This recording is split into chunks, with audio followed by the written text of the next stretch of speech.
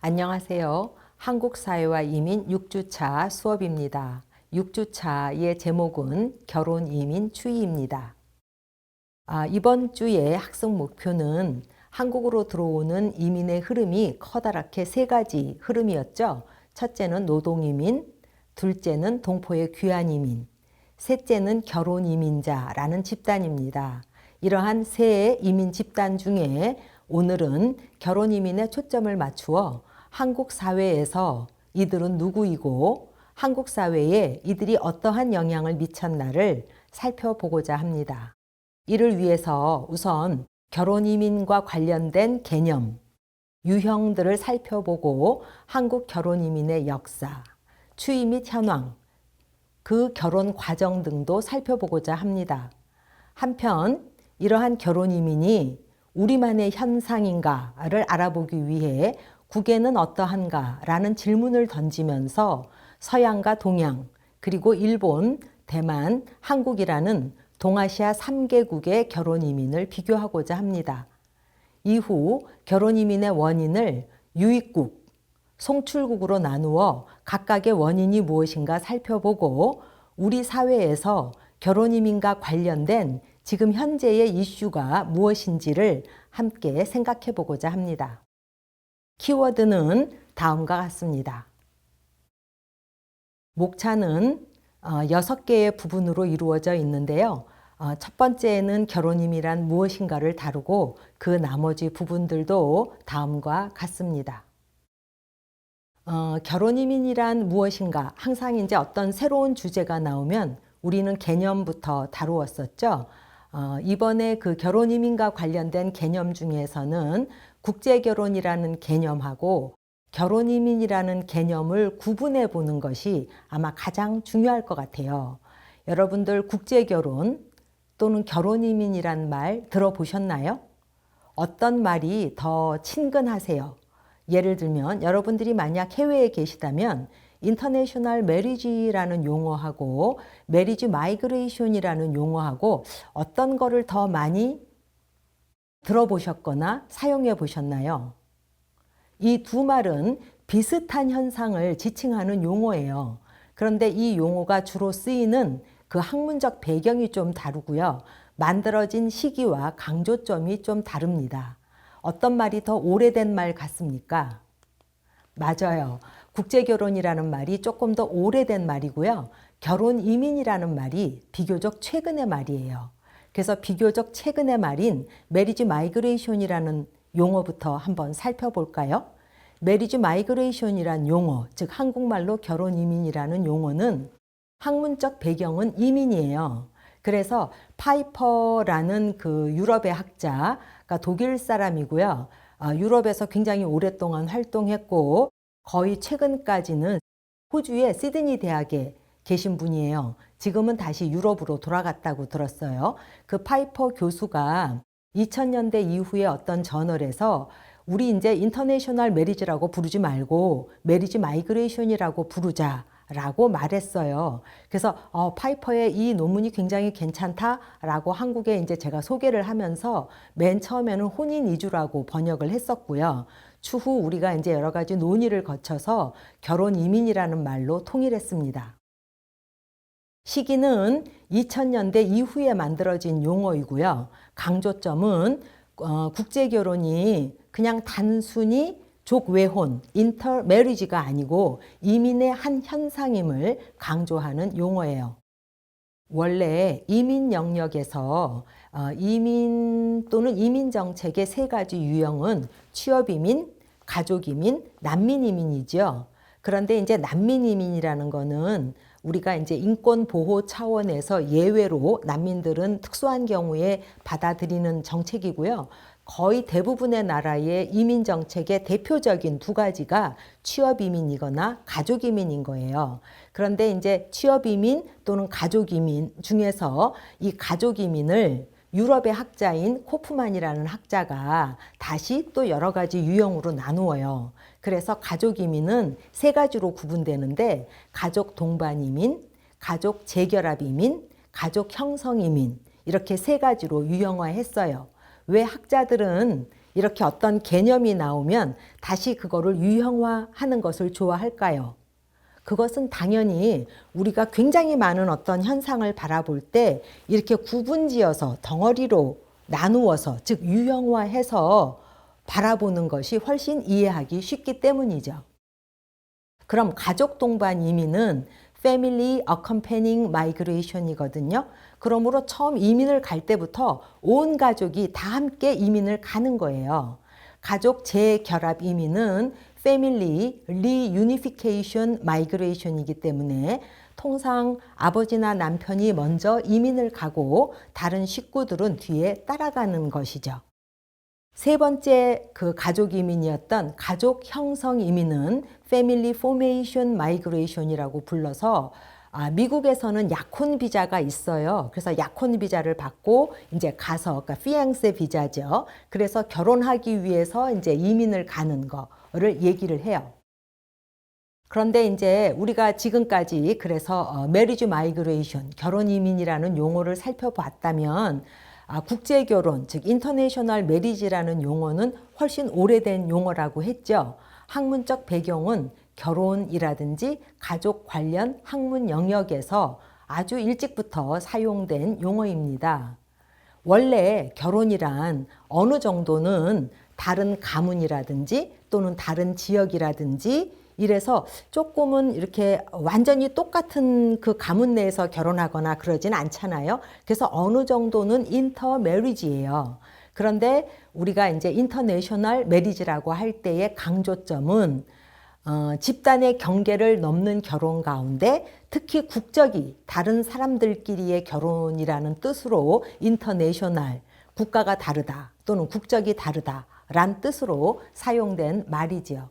그러므로 인터내셔널 메리지, 그 다음에 메리지 마이그레이션이라는 용어의 차이는 인터내셔널 메리지라는 용어가 예전부터 사용된 용어인데 국적이 다른 사람들끼리의 결혼이라는 의미를 더 강조했다면 메리지 마이그레이션이라는 용어는 결혼을 통해서 이민한다. 즉 결혼이 이제 이민의 한 통로가 되었음을 강조하는 용어로 보시면 돼요. 그럼 우리 잠시 한번 생각해 볼까요? 코프만이라는 학자가 가족 이민이라는 거 내에는 Family Formation Migration, 그래서 가족 형성 이민이라는 게 있다라고 이미 얘기를 했는데 왜 파이퍼라는 학자는 Family Formation Migration이라는 용어를 쓰면 되는데 왜 그 용어를 안 쓰고 Marriage Migration이라는 용어를 더 선호하고 또 Marriage Migration이라는 용어를 만들었겠느냐라는 거죠. 한편 생각해보면 코프만은 너무 가족에 초점을 맞춘 거죠. 그래서 코프만도 여성학자고 파이퍼도 여성학자예요. 하지만 코프만은 가족이 이렇게 움직이고 그 안에서 그러니까 뭐 여자가 따라가고 이런 거에 대한 어떤 인상을 많이 준다면 파이퍼 씨는 또는 파이퍼 교수는 여성이 주체적으로 움직일 수 있고 그래서 오늘날 우리가 노동이민이라고 하는 것, 취업이민이라는 거 하고 결혼이민이라는 것의 경계가 매우 모호해졌다. 그래서 여성의 노동이민의 한 유형으로 결혼이민을 보아야 되겠다라는 뜻을 더 강조한 거라고 이해하시면 될 것 같아요. 국제결혼의 유형은 첫 번째는 종족 내혼형 국제결혼이라고 이제 부르는 거예요. 그래서 종내혼 또는 동족혼이라고 불러요. 그래서 우리가 편지 신부 또는 사진 신부 현상이 있는데요. 예를 들면 유럽인이 이제 신대륙으로 굉장히 많이 이민들을 갔을 때 예를 든다면 아일랜드 사람들이 굉장히 많이 미국으로 건너갔거든요. 근데 그 아일랜드 남성들이 너무 많이 이민을 가서 그 마을에 결혼 연령의 남성들이 없는 거예요.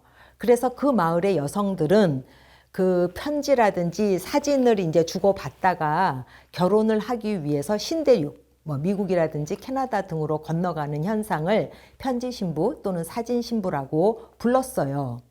그런데 이제 그거는 종내혼이었잖아요. 그래서 같은 종족끼리 결혼한 거였다면 드디어 이제 70년대, 80년대가 되면 1970년대, 80년대가 되면 족외혼의 현상으로 메일 오더 브라이드라는 어떤 개념이 굉장히 많이 쓰이게 돼요. 그럼 메일 오더 브라이드라는 뜻이 뭘까요? 우편, 주문, 신부라는 거죠. 그러니까 7, 80년대 유럽 남성들이 아시아 여성을 우편으로 주문해서 결혼했다라는 뜻이에요.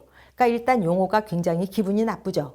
또 여성에 대해서 무슨 여성이 상품인가요? 오늘날 우리가 얘기하는 식으로 뭐 쿠팡이나 구글에 주문하는 상품인가요? 그래서 굉장히 차별적인 용어이기 때문에 대부분의 학자들은 메일 오더 브라이드라는 개념이 한때는 많이 쓰였으나 더 이상 이 말을 쓰지 말자, 폐기하자라고 주장하게 된 거죠. 근데 핵심은 뭐냐면 선진국의 남성들이 개도국의 여성들과 결혼하는 현상이 생겼다라는 거예요. 그래서 이제 드디어 우리는 그 파이퍼 교수가 얘기했듯이 메일 오더 브라이드라는 말 절대 쓰지 말고 대신 우리가 결혼 이민이라는 말을 쓰자. 그래서 결혼이 이민의 한 통로가 되었다라는 건데 이 현상은 이민의 여성화 현상하고 굉장히 관련이 있어요. 그럼 이민의 여성화 현상이라는 건 뭐냐면 옛날에는 이민 그러면 다 남자들이 가는 거고 남자들이 먼저 가거나 뭐 주도적으로 가는 현상이었죠. 그런데 어느 순간 우리가 뒤다 보니까 꼭 그렇지 않다라는 거예요. 여성도 이민을 주체적으로 많이 가요. 그런데 여성의 직업이 매우 제한적이더라는 거죠. 예를 든다면 여성은 주로 이민을 가면 가정부로 간다든지 보모나 내니로 간다든지 간병인으로 간다든지 또는 간호사로 가는 거예요. 그래서 이 모든 직업들이 다른 사람들을 케어해주는 케어 마이그레이션 형태라는 거죠. 그래서 서구의 개인 가정으로 제3세계 여성들이 이민을 가게 되는 거죠. 나중에 우리가 혹시 시간이 있다면 이것이 이제 양성평등하고 굉장히 관계 있어요. 서구에서도 양성평등이 진행되면서 집 밖에서의 양성평등은 어느 정도 이루어져서 여성에게도 취업의 기회는 많이 열렸는데 집 안에서의 양성평등이 그렇게 충분히 이루어진 게 아니에요. 그래서 이걸 또 학자들은 지연된 혁명이라고 부르기도 해요. 즉 지연된 혁명이란 뭘까요? 가사 분업이라는 것이 양성평등하게 이루어지지 않는다는 거죠. 그러면 가사를 남편이 해주면 외국인 가정부라든지 뭐 외국인 보모라든지 외국인 간병인이라든지 이런 사람이 필요 없을 수 있는데 남편이 여전히 많이 도와주질 않으니까 그 케어 업무를 누구한테 맡기느냐? 제3세계 여성들한테 맡기는 거다라는 현상인 거죠. 그래서 이것이 이민의 여성화 현상이거든요. 그런데 점점 이민이 많아지면서 개도국의 여성들도 취업 이민을 가고 싶어요. 그런데 취업 이민을 갈 수 있는 통로가 너무 좁아서 결혼으로 이민을 가서 이제 취업하는 현상이죠. 그렇다고 해서 우리가 결혼 이민, 즉 결혼이 이민의 수단이다라고 비판해야 하나요? 한편으로는 뭐 비판할 수도 있겠죠. 하지만 다른 한편으로 생각해 보면 원래 결혼은 수단이기도 했어요. 옛날에 가문 간의 결혼, 즉 우리가 오늘날 얘기하는 낭만적 사랑이란 18세기 후반에 서구에서 만들어낸 어떤 그런 산물 또는 발명품이기도 하거든요. 그렇게 생각한다면 결혼 이민을 그냥 전반적인 취업 이민의 한 과정으로 보자라고 하는 파이퍼의 주장은 괜찮은 것 같아요. 이제 마지막으로 사랑의 지구화 현상을 다루는 학자분들도 계세요.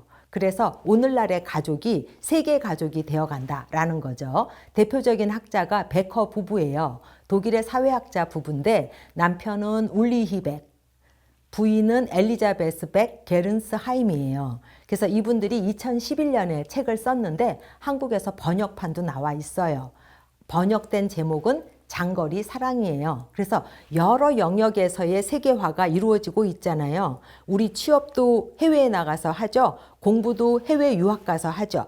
똑같이 결혼도 세계화가 된 거다라고 이제 보는 거죠. 그래서 그간 전통적이었던 같은 나라에서 사는 가족을 일국가족이라고 부른다면 여러 나라에서 흩어져서 살고 있는 가족을 세계가족이라고 불러요. 그래서 이 백 부부는 결혼은 서구 세계라는 아무나 들어갈 수 없는 부자 클럽으로 들어가는 입장권이다. 그래서 장거리 사랑을 제1세계 입장권이다 라고 부르기도 해요. 그분들이 쓴 장거리 사랑이라는 책의 제1장만 잠시 살펴보면 일국 가족이 어떻게 세계 가족으로 바뀌느냐라는 거죠. 그래서 가족 분산이 증가한다든지 뭐 이런 거. 즉 우리가 기업도 예전에는 한국 내에만 있었잖아요. 그런데 지금은 기업이 서울에 본사가 있어도 뭐 해외 지사가 많잖아요. 우리가 이런 기업의 형태를 초국적 기업이라고 부르듯이 초국적 기업 현상이 일어나고 유럽연합은 그 안에 나라들이 서로 이렇게 막 왔다 갔다가 자유롭죠. 즉 초국가적 국가들도 생겨나는 거예요. 이제 가족에서도 초국적 가족이 생겨나는 거는 다 같은 세계화 또는 지구화 맥락이다라고 얘기를 해요. 그렇다면 다시 이제 백 부부가 세계 가족을 또 두 개의 가족으로 또 유형화를 해요. 같은 종족인데 예를 들면 필리핀 부부예요. 근데 남편하고 자녀는 필리핀에 남아 있고 필리핀 그 부인은 LA에 가서 일을 하고 있어요. 그러면 같은 필리핀 사람인데 다른 나라에 떨어져 있는 거죠. 이럴 경우에 백 부부는 이것을 다지역 가족이라고 불러요. 그런데 또 만약에 미국인 남편과 중국인 아내가 같은 장소인데 다른 나라 사람들끼리 이렇게 같이 사는 거예요. 그런 경우에는 다민족 가족이라고 불러요. 우리나라에서 다문화 가족이라고 부르는 것과 비슷하죠. 그러니까 똑같은 방식으로 다지역, 다민족 가능도 가능하겠죠. 그러면 여러분이 생각해 보세요. 다지역 가족이 뭔지 아셨죠? 다민족 가족이 뭔지도 아셨죠? 그러면 다지역, 다민족이 같이 붙어 있는 다지역, 다민족 가족은 뭘까요? 예, 미국인과 예를 들어 한국인이 결혼했다고 쳐요. 그런데 각각 미국과 한국에서 살거나 또는 미국과 뭐 영국에서 살거나 그러니까 종족도 달라지고 사는 지역도 달라질 경우에는 다지역, 다민족 가족이라고 부르면 되겠죠.